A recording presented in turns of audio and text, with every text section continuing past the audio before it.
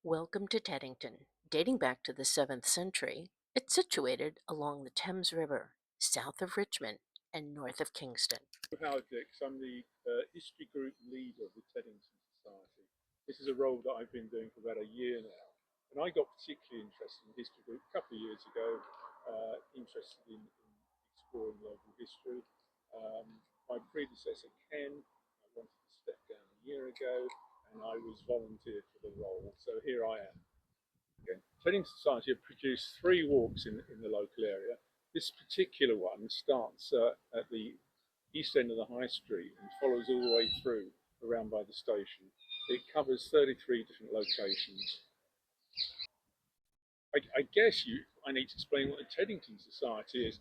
It's been running 50 years now, and it started as a loose association of members looking at protecting the local riverside developments.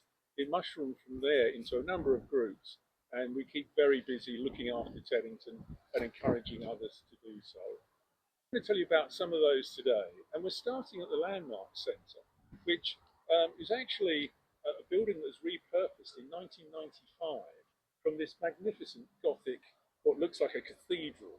Here we are at Shambles Restaurant and Wine Bar, one of our local restaurants. It's the slaughterhouse about 200 years ago. My name is Massimo. I'm from Shambles Restaurant and Wine Bar in Teddington. I run the business with my sister. We took it over from our parents 20 years ago, and they were running it 21 years before us. So this is our 42nd year now on Teddington High Street, and we're looking for many more successful years to go. Foundation. He funded over 600 UK libraries. We're now at Teddington Station, which was built in 1863.